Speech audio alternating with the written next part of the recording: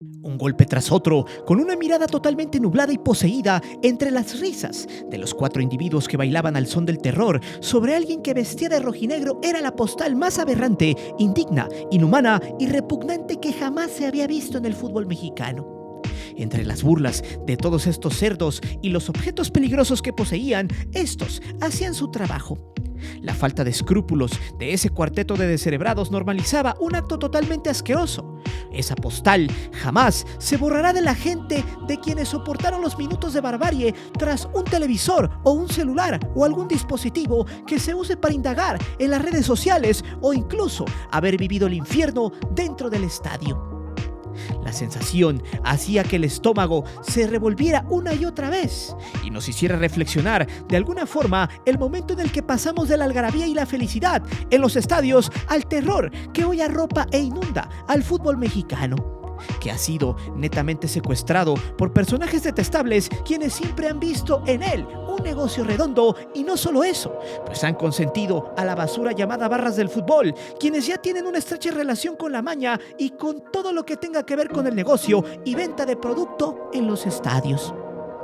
La tarde del 5 de marzo del 2022 en Querétaro quedará marcada para siempre en letras con líquido escarlata en la mente de todos los mexicanos que fueron testigos de cómo la corrupción en los clubes, la maña, el gobierno estatal, la ignorancia, la falta de educación y valores de los grupos de choque y del encubrimiento que tiene un doble discurso de los medios tradicionales de comunicación, de cómo estos actores han despedazado al fútbol mexicano en su totalidad.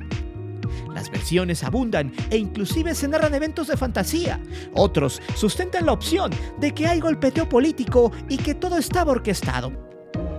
Y vaya que hay argumentos de sobra para sustentarlo, pues en estos momentos el gobierno del estado de Querétaro sigue negando lo innegable. Y eso tiene una explicación. Estos tienen intereses en el club y no quieren perder sus inversiones, ni mucho menos manchar su nombre, y lo interesante, no se la veían venir de esta forma, por eso quieren maquillarlo. El conflicto en la corregidora apenas es la punta de un asqueroso iceberg que está ante nuestros ojos y pocos le han querido aceptar. Mientras tanto, los medios de comunicación de siempre están tratando de enfriar el problema. Saben que esto no abona para nada en su lucha para obtener dividendos en el Mundial de este año y del que viene, pues el supuesto valor de informar ha pasado a segundo término y el seguir mostrando los hechos como tales solo hará que todo se suspenda gracias a la presión de la gente y que el negocio de Qatar también se vea afectado.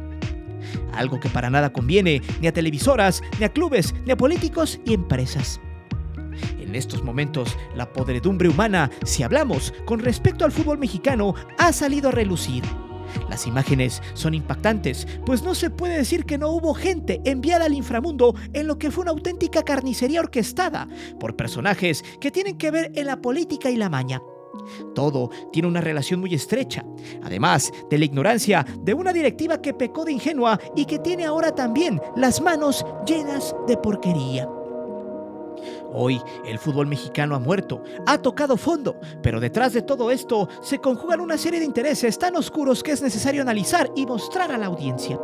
Porque esto ha rebasado por completo al fútbol y nos ha mostrado cómo la escoria que hay en nuestro fútbol no es de hoy ni de ayer, sino desde siempre. Solo que no lo han querido aceptar y lo han maquillado televisoras, dueños, políticos, empresarios.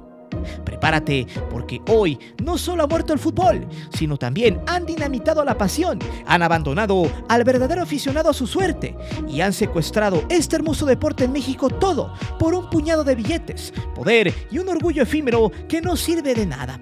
Porque hoy más que nunca no conviene alebrestar el avispero a pesar de que las almas se hayan extinguido de la forma más aberrante e inhumanamente posible en una cancha de fútbol. Es por eso que hoy te presento Pesadilla en la corregidora de Querétaro, lo que nadie se atreve a decir. Antes de seguir con el video, te invito a suscribirte al canal, activa la campana para que recibas todas las notificaciones de nuestro tutorial y de las narraciones en vivo. Te divertirás, te lo aseguro.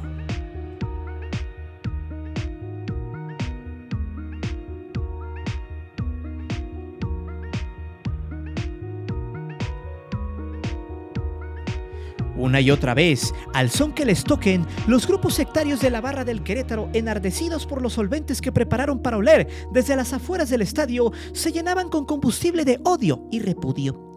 Se alistaban para cometer una infamia atroz, disfrazada de sorpresa.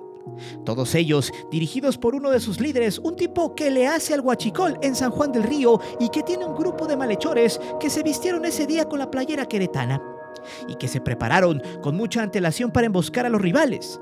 Todos ellos ya se desplazaban una y otra vez por todos los sectores del estadio, pues al inicio de todo este infierno ya habían sucedido algunos brotes de pleitos a las afueras del recinto. Pues los argumentos eran que había que defender a los colores de los jalisquillos o había que enterrar zorros.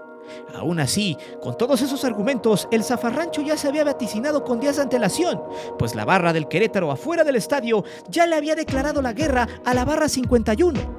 En medio de los cánticos con letras que hacían alusión a que no saldrían limpios del estadio cuando vinieran de visita. Parecía que todo estaba premeditado. Las fuerzas del orden, empresa privada contratada por el club, sin tanto agasajo con los locales, pusieron empeño en la revisión de los visitantes, donde fiscalizaron hasta las monedas del pecero de los barristas. Desde ahí, cuenta un aficionado, que parecía que todo estaba fríamente calculado para que el infierno se desatara durante el juego. Lo más curioso es cómo, ante la algarabía de terror en la tribuna, los mismos encargados de la seguridad del estadio habían publicado minutos antes que el partido se estaba llevando con pleno control, con un saldo blanco supuestamente.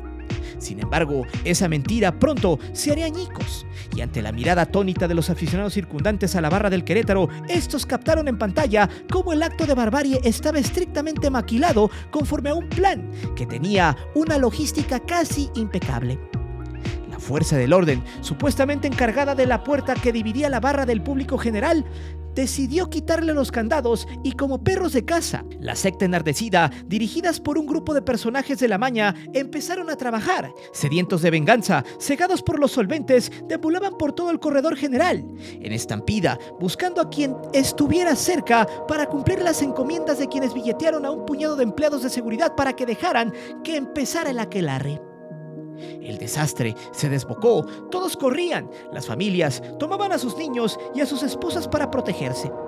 No había certeza de seguridad, pues mientras los sectarios queretanos corrían a buscar víctimas, las fuerzas del orden simplemente hacían caso omiso de los actos tan despreciables y condenables que estaban presentándose enfrente de sus narices.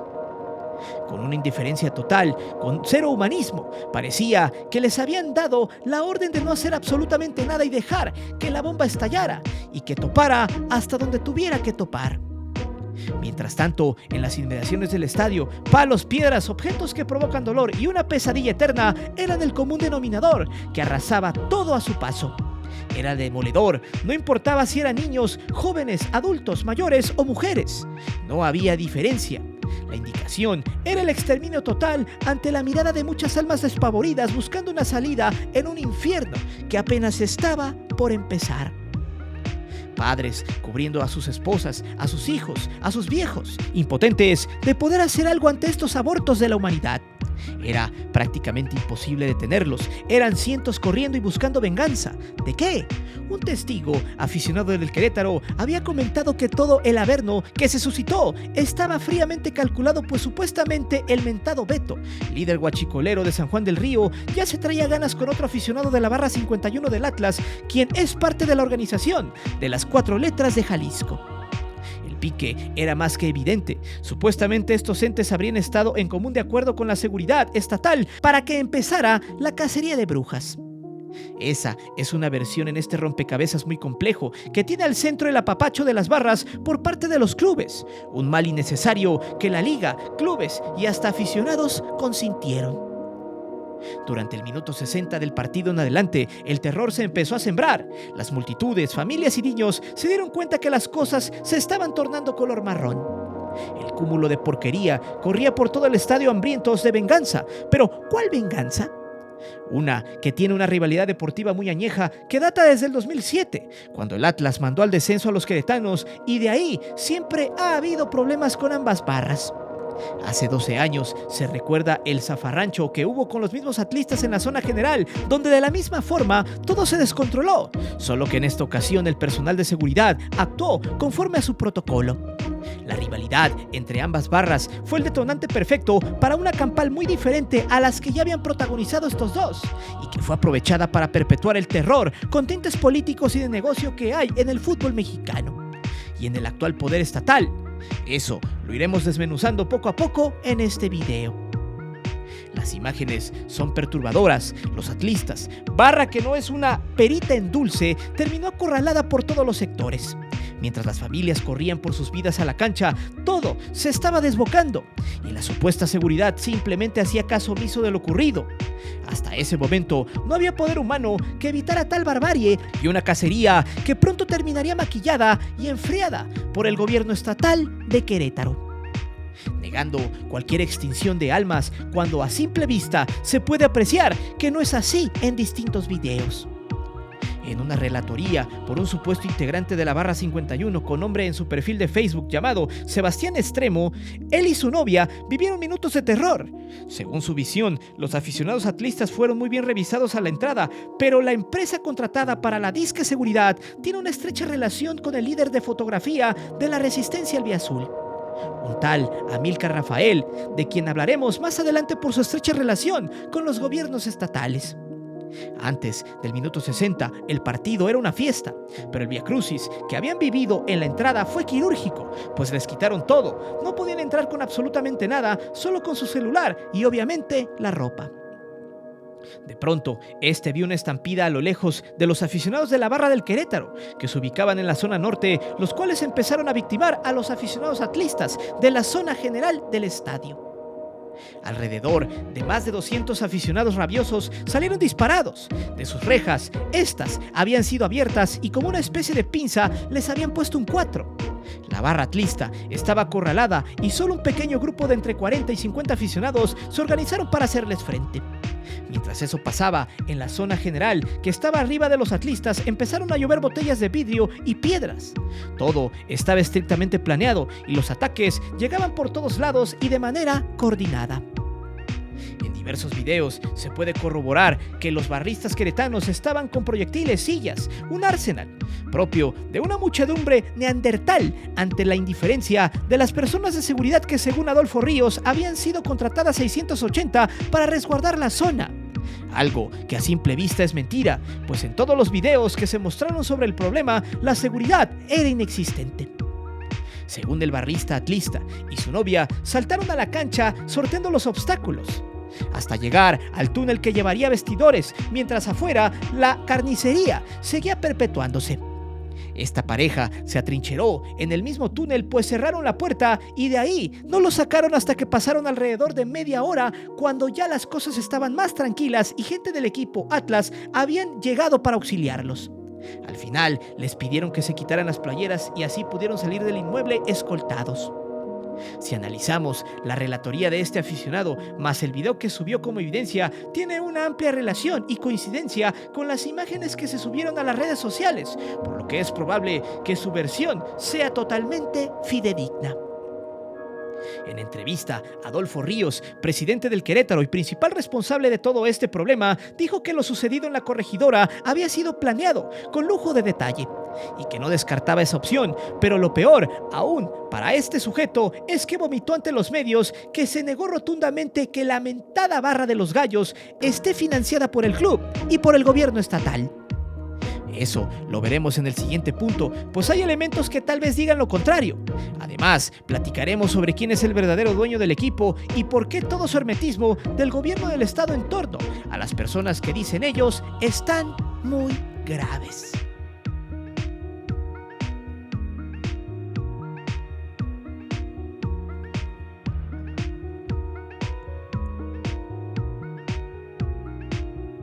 Bien, en el anterior punto dimos por ahí un nombre el cual se estará haciendo famoso en las próximas horas, un tal Amílcar Rafael, quien es el hombre que pone la cara ante la directiva y funge como el enlace entre barra y club.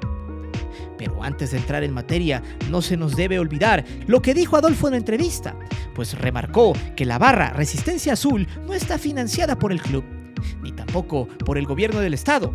Es más, añadió que la barra está abonada y que todo su show es por ellos y no por el club. Pero bajo estos argumentos del presidente de Gallos surgen las siguientes preguntas. Si estos están abonados, ¿por qué no hay detenidos? ¿Por qué los avances en la investigación van muy lejos cuando a leguas se tienen por lo menos las caras de 20 personas ubicadas? Si se es un abonado, entonces cuentan con los datos personales. ¿Por qué tanto hermetismo junto al gobierno estatal? ¿Por qué Mauricio Curi, actual gobernador, sigue insistiendo en que no hay nada que temer? Bien, centrémonos en este personaje llamado Amílcar Rafael, un tipo que es un líder de fotografía de la barra. O sea, es el elegido para salir en las fotos en tener un enlace con la directiva y los aficionados barristas. Es el que pone la cara en las fotos, ya que este al menos tiene pose para tales y no se ve tan mal como los otros que parecen sacados de Almoloya. Amílcar es un tipo estudiado, cuenta con carrera, es un chico bonito que tiene hasta una visión de negocios más allá de la barra. Y sobre todo, es un tipo que siempre ha estado protegido por la directiva, rompiendo por completo lo que dijo Adolfo Ríos.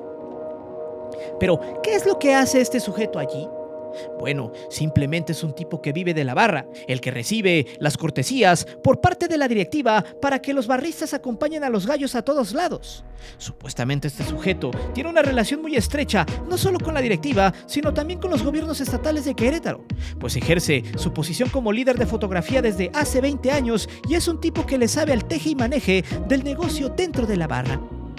Amílcar tiene una relación muy buena con la empresa Grupo de Seguridad Élite K9, la cual en distintas ocasiones ha metido a trabajar ahí a varios integrantes de la barra. Aquí debo de hacer un paréntesis porque es probable que estos estén estrictamente ligados a varias experiencias de aficionados que han salido destrozados de la corregidora, incluso por los supuestos elementos de seguridad.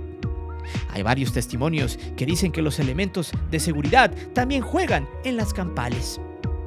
Pero, ¿qué tiene que ver el gobierno del estado con este personaje?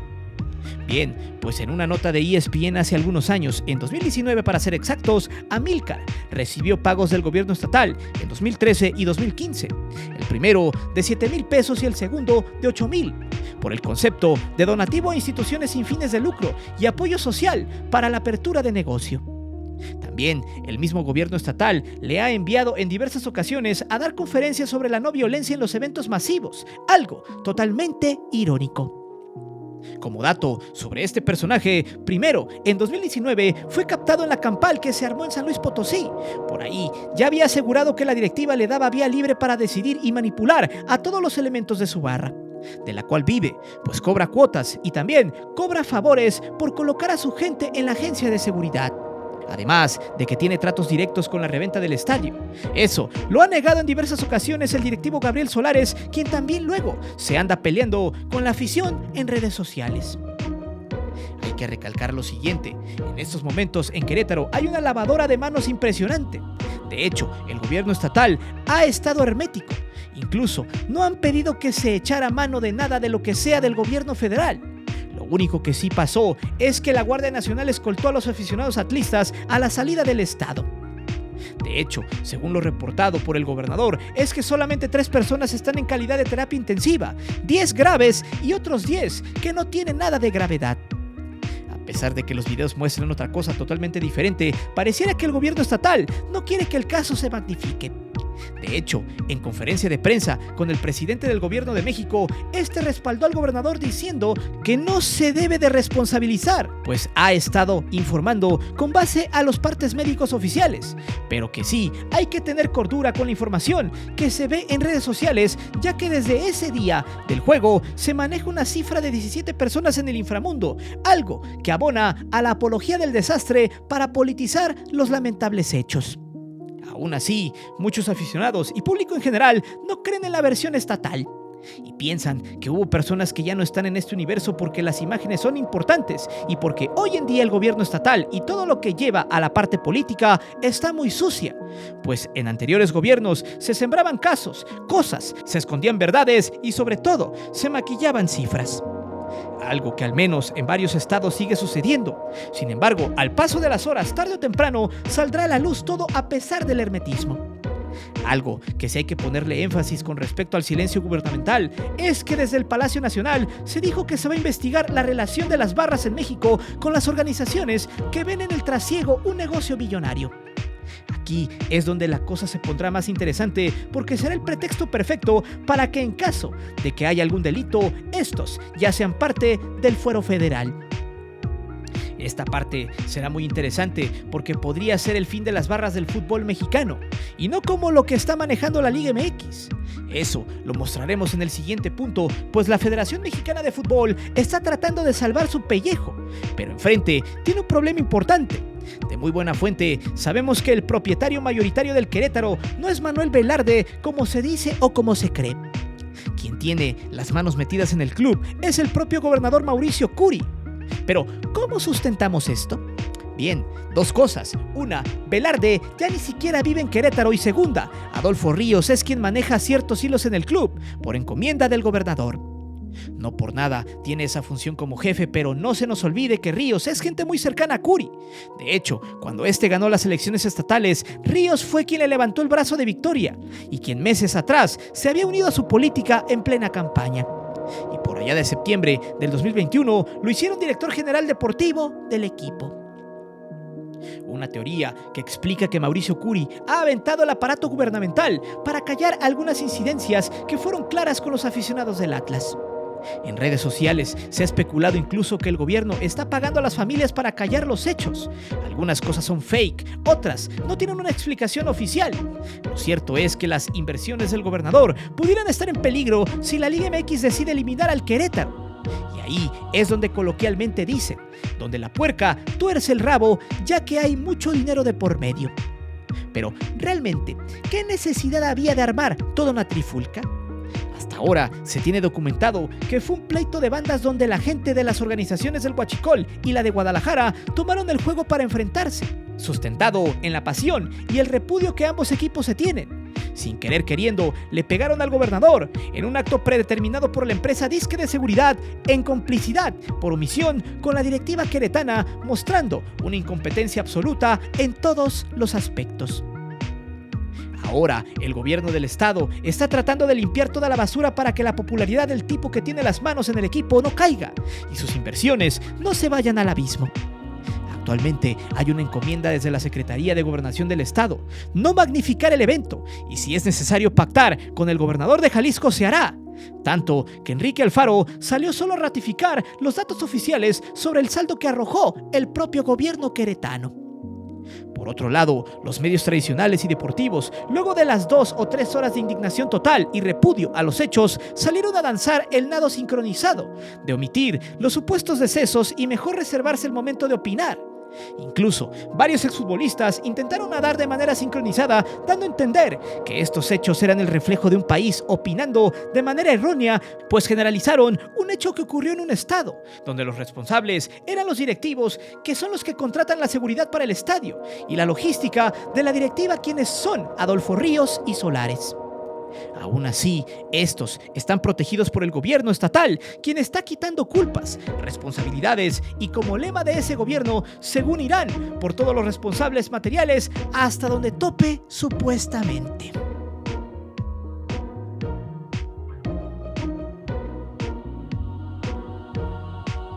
Bien, en un acto que ya nos sorprende y que sabíamos que llegaría, está la postura de la FIFA, quien fue muy tajante con respecto a los hechos, pues esta dejará que la autonomía de la Liga MX maneje la situación y que ella no se meterá para nada con respecto a las sanciones. Pero aguas, que el mensaje que da este organismo es contundente. Nunca irá tras una federación que le deje muchos dividendos y no medirá a todos con la misma vara. Porque recordemos que para ellos, México, significa un negocio redondo en consumo de mundial, y no pueden echar abajo ni la estancia del Tri Qatar ni el mundial del 2026 por un pleito de barras. Independientemente que haya o no situaciones trágicas, porque según ellos se apegan al reglamento de que cada federación es libre de castigar los hechos que se suscitan en su país. Y en este caso, como no conviene sancionar a la selección, simplemente ha hecho valer su reglamento. Caso contrario a lo que sucedió con la Federación Rusa de Fútbol, que fue marginada, castigada de todo evento en Europa y en el mundo por un conflicto bélico que ellos no decidieron. Esa es la doble moral de este organismo que no sanciona de manera justa. Pero dejando de lado a esa asociación, vamos a ver lo que ya era también un hecho para no magnificar los lamentables eventos y lo que ha decidido la Liga MX en cuestión de sanciones por ahora. En una junta express se decidió que el Estadio Corregidora estaría sin fútbol de manera indefinida. Los partidos que se suspendieron el domingo quedarán reprogramados para la fecha FIFA. Se van a eliminar a las barras de animación y por ahora ninguna barra visitante podrá acudir a los estadios. O sea que al final, en términos generales, el torneo continuará siempre y cuando se garantice la seguridad en los estadios. Pero es hasta irónico que los barristas, aunque sean los del equipo local, sigan acudiendo a esta clase de eventos. Por otro lado, se llevará una junta el día martes para decidir el destino de los Gallos Blancos. Y aquí es donde tenemos una teoría que aboga mucho a la realidad. Es muy poco probable que el Querétaro desaparezca por los nexos que tiene con el gobernador del estado. Incluso, ya se andan revisando los comodatos del estadio para ver si no se incumplen los puntos del contrato para su concesión. En caso de haberse incumplido, el gobierno sancionará por la vía civil a los responsables directos e indirectos del hecho. ¿Será esta una forma de que el gobierno estatal se quede por completo con el equipo? Lo que sí es una realidad es que será complicado que Querétaro desaparezca, pero lo que sí pasará es que le darán una fuerte sanción y sobre todo van a fiscalizar a las barras para disolverlas de alguna forma. Eso es interesante porque si las barras por mucho tiempo han sido alentadas por los clubes, en este caso, ¿por qué las desean disolver luego de que el niño se fue al pozo? ¿Será que la última carta es tomar a los chivos expiatorios para concluir el caso y enfriar todo contra la voz que pide justicia y se castigue a todos los responsables, llámese gobierno, iniciativa privada y malhechores? De alguna manera, el gobierno de Mauricio Curi debe rendir cuentas, sancionar a los agresores e impartir justicia. Si esto no pasa, volveremos a presenciar más de lo mismo. Por otro lado, la liga solo repartirá multas y sanciones de tiempo de veto. Pero también aquí viene una de las teorías que se han visto por allí y que supuestamente todo, aparte de estar predeterminado, pactado y demás, se piensa que era la última medida para poder disolver el famoso grito en los estadios que tanto dinero le estaba costando a la federación y a los dueños del balón. Pero, ¿qué quiero decir con esto? Pues que simplemente ahora se tienen argumentos de sobra para fiscalizar a la afición con el argumento de poder dar con los agresores en un estadio y así evitar las barras. Pero más que eso, evitar que el famoso grito en los estadios se haga presente y así no perder el negocio del mundial. ¿Se puede pensar en eso? Quizá es una opción. En estos momentos se debe de cuestionar todo, se debe de dudar de todo, recordando que lo único que les interesa a los federativos es la lana.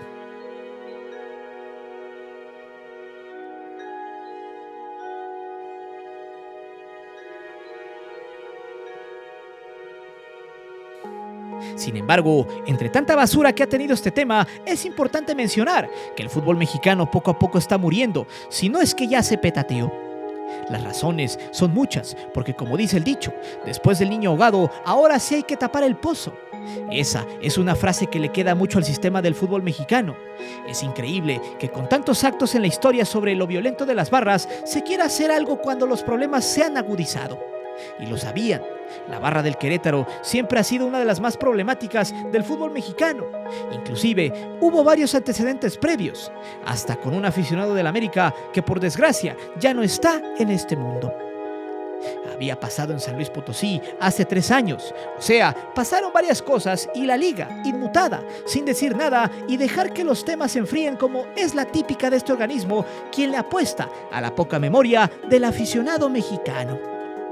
Por esta y muchas cosas más, el fútbol mexicano está muriendo lentamente. Cada vez más, las aficiones de verdad se van alejando de los estadios, del espectáculo, del fútbol. Gracias a la entrada de todos estos grupos que sin escrúpulos utilizan el estadio como un campo de batalla donde no se gana absolutamente nada. Porque pregunto, ok, ya hicieron su relajo, ya hay personas que se debaten entre esta dimensión y la otra, si no es que ya se fueron de aquí. ¿Y luego? ¿Qué sigue? ¿Qué se ganó? ¿Orgullo? ¿De qué? Saliendo del estadio y quitándose la playera, seguirán siendo cualquier gente, pero con un mote que jamás se podrán quitar en su vida. Quienes realmente pierden aquí son los verdaderos aficionados, los que realmente consumen y hacen millonarios a los jugadores, clubes y televisoras.